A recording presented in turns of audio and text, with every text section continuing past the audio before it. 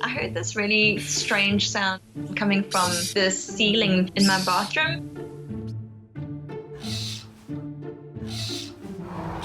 What? What is that? It did sound like a little bird. And I'm on the first floor of a 3-story building, and it was in my ceiling. It was bizarre. I called the Sydney Wildlife Organisation, but unfortunately no one could come out to me that night. Somebody will contact me the next day, and I put the phone down and I thought, oh my God, I don't even know how long that baby's been in there. And I thought, well, the ceiling board is pretty soft. I've got a sharp knife. Let me just do it.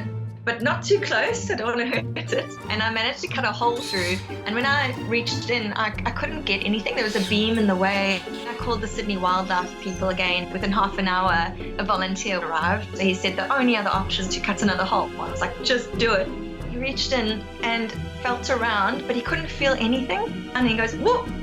And he brought out this tiny little wriggly, featherless hatchling.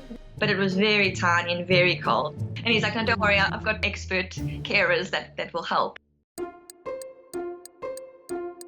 Another member of Sydney Wildlife called and just said, Tilly, I've heard you're possibly able to look after a really young lorikeet.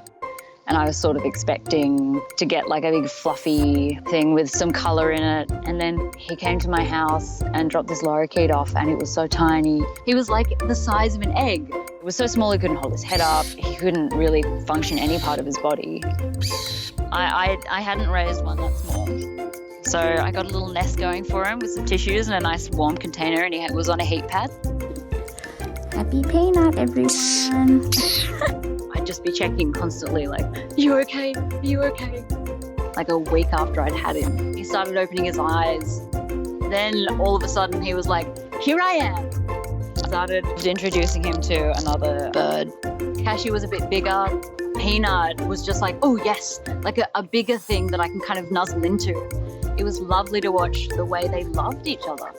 When he was big enough to hold himself upright, he would go for little runs. Come on then. He was so cute. He started growing down, so not quite feathers. And then he started growing the beautiful rainbow colours.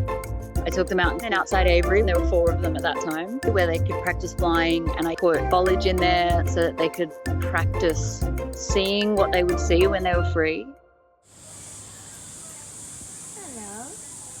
On his release day, she let me come and say goodbye to him. To see him being able to be a normal rainbow lorikeet is just amazing.